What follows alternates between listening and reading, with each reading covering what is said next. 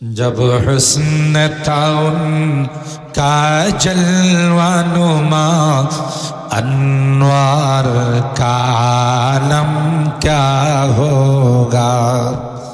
ہر کوئی فدا ہے بن دیکھے دیدار کا عالم کیا ہوگا۔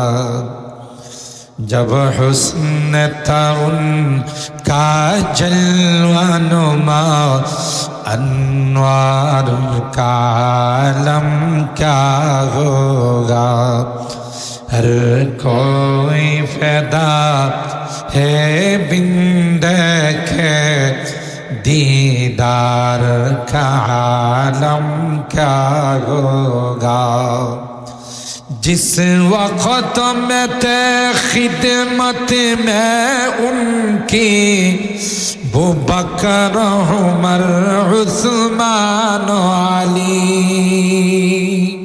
جس وقت میں تھے خدمت میں ان کی، ابوبکر عمر عثمان علی۔ اس وقت رسول اکرم کے دربار کا عالم کیا ہوگا۔ جب حسن تھا ان کا جلوہ نما، انوار کا عالم کیا ہوگا۔ ہر کوئی فدا ہے بن دیکھے دیدار کا عالم کیا ہوگا۔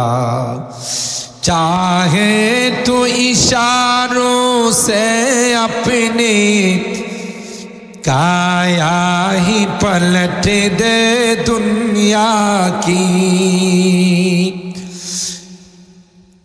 چاہے تو اشاروں سے اپنی کایا ہی پلٹ دے دنیا کی۔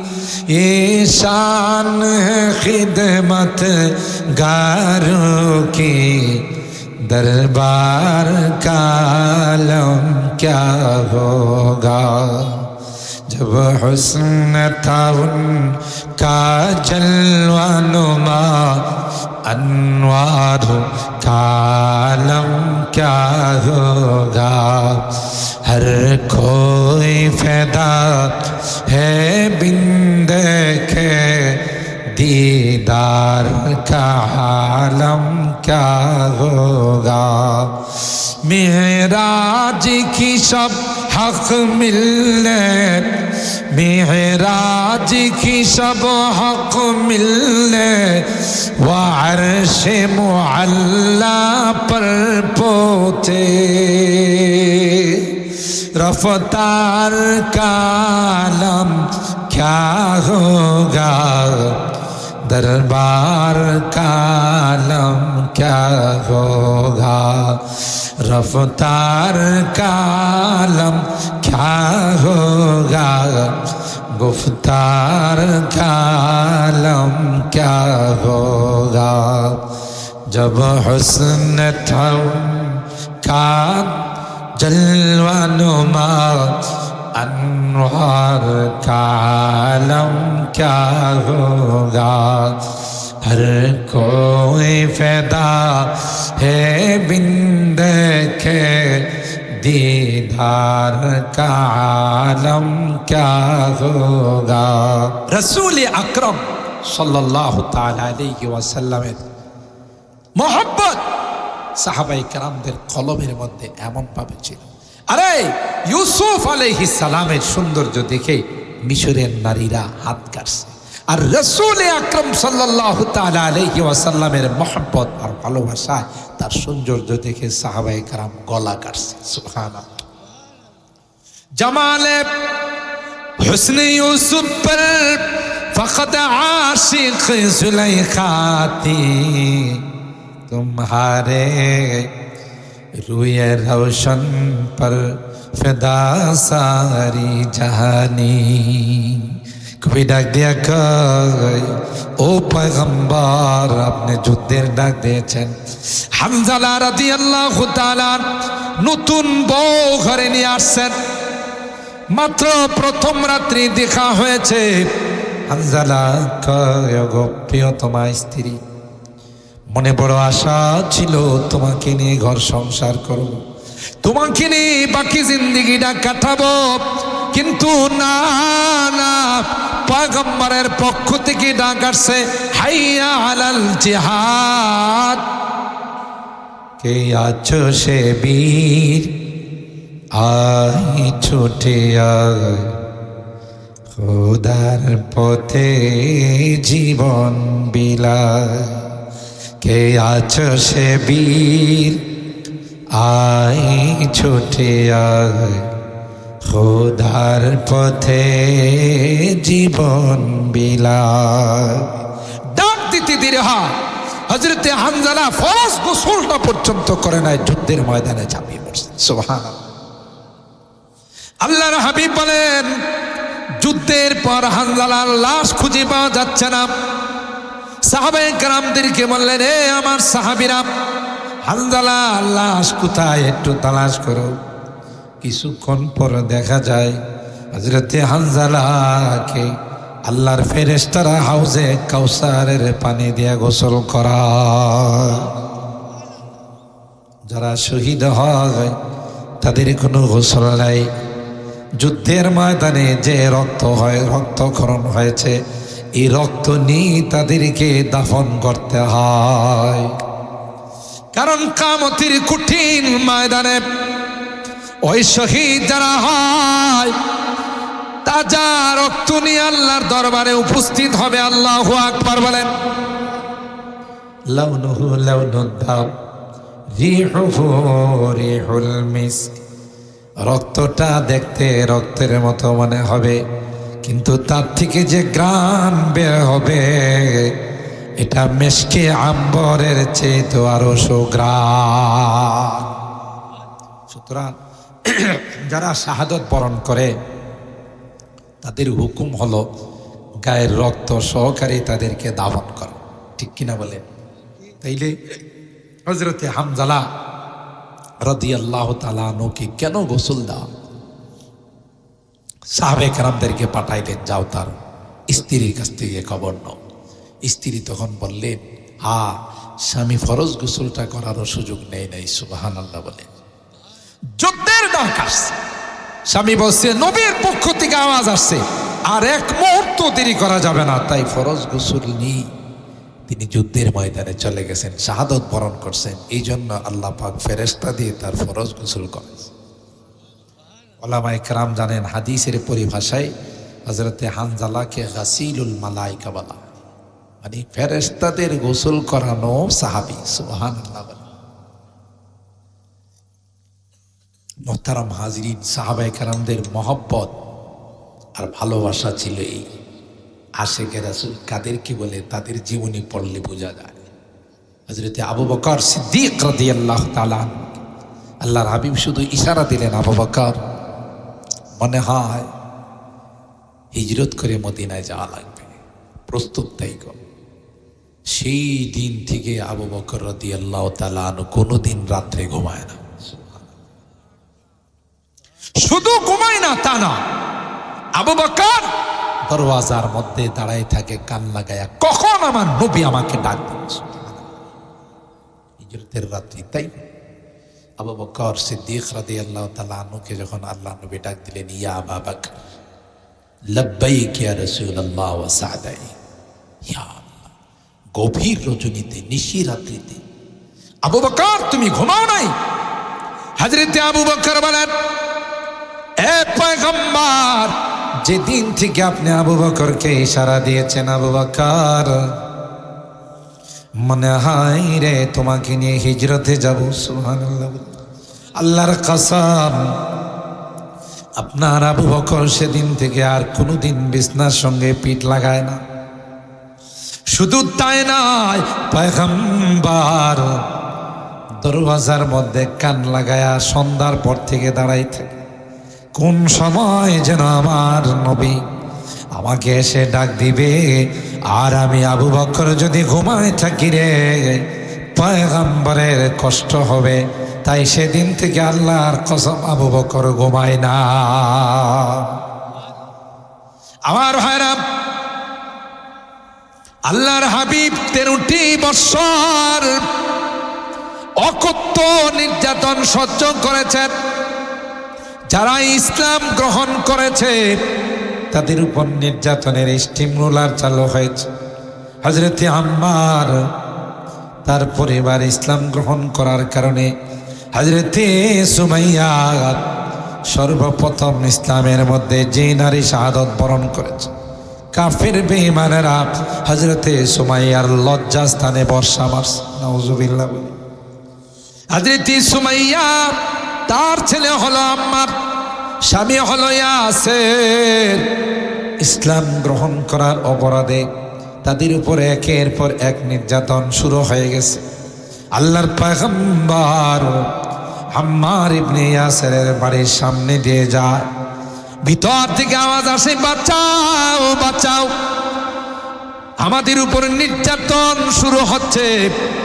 আল্লাহর হাবিব কান্নার আওয়াজ শোনার পরও আমি সহযোগিতা করতে পারি নাই, শুধু দূরের থেকে এতটুকুন বলে গেলাম, মাউইদুকুম আল জান্নাহ, ওয়াদা দিয়ে গেলাম তোমাদের সঙ্গে আল্লাহর জান্নাতের মধ্যে দেখা হবে। যারা ইসলাম গ্রহণ তাদের উপরে অকথ্য নির্যাতন শুরু করতো আবু জাহেলের গোষ্ঠীরা। কথা বলেন ঠিক কিনা? হতে হতে আল্লাহর পয়গম্বর খানায়ে কাবার সামনে নামাজের সিজদারত অবস্থায় আবু জাহেলের গোষ্ঠীরা 4-5 জন লিডার ওখানে বসা, একজন আরেকজনকে কয়, মুহাম্মাদের মাথার উপর কে উঠে ভরি রাখতে পারবে? নাউজুবিল্লাহ বলি। মুহাম্মদ যখন সিজদায় যাবে, মুহাম্মাদের মাথার উপর যদি উটের ভুঁড়িটা রাখা হয়, মুহাম্মদ নিঃশ্বাস বন্ধ হয়ে মারা যাবে। তাই মুহাম্মদের নির্যাতন থেকে, মুহাম্মদের আওয়াজ থেকে আমরা মুক্তি পেয়ে যাব। নাউজুবিল্লাহ। অথচ তাদের জানা নেই মুহাম্মদের দায়িত্ব কে নিয়েছেন। একটু জোরে বলেন। আল্লাহ পাক তার হাবিবের হিফাজতের দায়িত্ব নিয়েছেন, জানিয়ে দিয়েছেন, ওগো আমার হাবিব, গোটা দুনিয়া মিলে যদি চেষ্টা করে আপনাকে শেষ করে দেওয়ার জন্য, আল্লাহর কসম, আল্লাহ ডাক দেয়া কয়, আমি আল্লাহ আপনার হিফাজতের দায়িত্ব নিলাম। আল্লাহু ইয়াসিমুকা মিনান নাস। এ পয়গম্বর, আপনার সাময়িক ক্ষতি করতে পারে, কিন্তু না আপনাকে হত্যা করতে পারবে না। সুবহানাল্লাহ বলেন। হযরত আব্দুল্লাহ ইবনে মাসউদ রাদিয়াল্লাহু তাআলা এই দৃশ্য দেখে ফাতেমাকে ডাক দিলেন, এ ফাতেমা, আমার একার পক্ষে হুজুরে আকরাম সাল্লাল্লাহু আলাইহি ওয়াসাল্লামের মাথা মোবারক থেকে এই ভুঁড়ি সরানো সম্ভব নয়। 2 জনে মিলে আল্লাহর পয়গম্বর সিজদার থেকে মাথা মোবারক উঠাইতে পারে না। 2 জনে মিলে আল্লাহর হাবিবের মাথা মোবারক থেকে উটের ভুঁড়িটা সরাইস। আল্লাহর হাবিবকে আল্লাহ পাক রাহমাতুল লিল আলামিন হিসাবে পাঠাইছেন। আল্লাহর হাবিব জীবনে কোনোদিন কাহারো জন্য বদদোয়া করে নাই। যত বলা হয়েছে উদু আলাল মুশরিকিন, ওগো পয়গম্বর, আপনি বেঈমান মুশরিকদের জন্য বদদোয়া করেন। আল্লাহর হাবিব বলেছেন, ইন্নী লাম উবআত লাআনান ওয়ালাকিন বুইসতু রাহমাতাল লিল আলামিন। না না, বদদোয়ার জন্য আল্লাহ আমাকে পাঠান নাই, আমাকে তো রাহমাতুল লিল আলামিন হিসাবে পাঠাইছেন। সুবহানাল্লাহ। वो रहमत आलम है शाहे अस्वद अहमर, वो रहमत आलम है शाहे अस्वद अहमर, वो सैयद कौनाइन है आकाए उमम है। हर मुए बदन भी जुज़बा बन की करे शुक, हर मुए बदन भी जुज़्बा बन के करे शुक्र कम है बखुदा उनकी इनायत से कम है रग रग में मोहब्बत हो रसूल अरबी की जन्नत के खजायन के यही भैया सलम है दिल्लाते रसूल अरबी कहने को बेचैन आलम है तहय्युर का जुबा है न कलम है अल्लाह আকবার জীবনে কোনোদিন কারো ব্যাপারে তিনি বদদোয়া করেন না কিন্তু সেদিন তিনি এত কষ্ট পাইছেন সিজদার থেকে মাথা মোবারক উঠায় আর নাম ধরে ধরে আল্লাহুম্মা আলাইকা বি আবি জাহাল আল্লাহুম্মা আলাইকা বি উতবা ওয়া শাইবা ওয়া রাবিয়া নাম ধরে ধরে আল্লাহর নবী তাদের বিরুদ্ধে বদদোয়া করছে যেই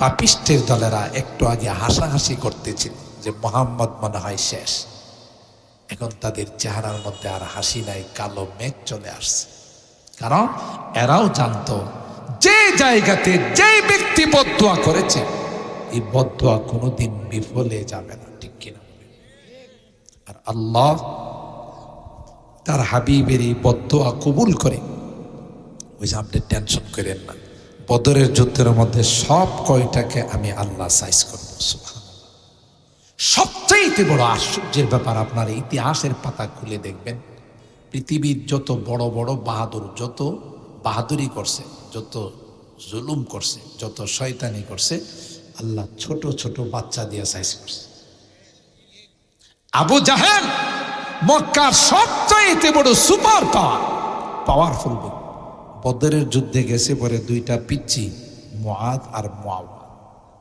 দুইটা পিচ্চিরি দিয়ে আল্লাহ ওরে জবাই করাইছে সুবহানাল্লাহ কইবেন না বড় বড় সাহাবী ছিলেন না অনেক বড় বড় সাহাবী ছিলেন না তো আল্লাহকে এদেরকে দিয়ে পারতেন না আল্লাহ কয় না না ছোট দুইটা পিচ্চিকে দিয়ে আমি আল্লাহ আবু জাহেলের সলিল সমাধি ঘটাবো সুবহানাল্লাহ মুআদ আর মুআওয়াদ মার কাছে বলে মা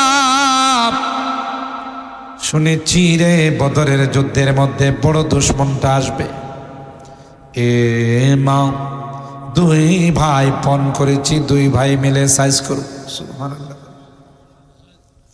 মা দোয়া দি বলে যা যা আমি মা হয়ে দোয়া করে দিলাম তোরা যদি আবু জাহেলকে জবাই করতে পারো আমি মা হিসাবে আল্লাহর কাছে দাঁড়ায়া বলবো আল্লাহ আমার দুই সন্তান পৃথিবীর সবচেয়ে বড় দুশমনকে সাইজ করেছে দোয়া দিছে দুইজনকে আব্দুর রহমান ইবনে আউফ ওফি রিওয়ায়াতিন আব্দুল্লাহ ইবনে মাসউদ রাদিয়াল্লাহু তাআলা আনহুকে বললেন চাচা শুনছি যুদ্ধের মধ্যে বড় শয়তানটা আসছে তিনি অবাক হয়ে বলে হায় হায় আমি মনে করছি দুইজন আমার খেদমতে থাকবো ব্যাগট্যাগ টানবো ওরে বাবা ওদের টার্গেট দি বড়টা আবু জাহেলরে বলে সাইজ করতে আসছে সুবহানাল্লাহ একটু পরে দেখলাম আবু জাহেল কাতার বন্দি করতেছে দুশমনদেরকে সব বন্দি করতেছে এই দেখার পরে আমি বললাম এই যে বাবা দেখা যাক কয় আল্লাহর কসম আমি ইশারা করতে দেরি হয় বাস পাখির মতো ঝাঁপিয়ে পড়তে দেরি হয় কি বুঝলে গোটা বিশ্বের বাদশা ছিল ইন্টারন্যাশনাল হারামজাদা নমরুদ লোকাল হারামজাদা না আন্তর্জাতিক হারামজাদা কে নমরুদ সাইজ করছেন প্রতিবন্ধী মশা দিয়া সুবহানাল্লাহ কইবেন না ইতিহাস ভুলে গেলে হবে না ফেরাউন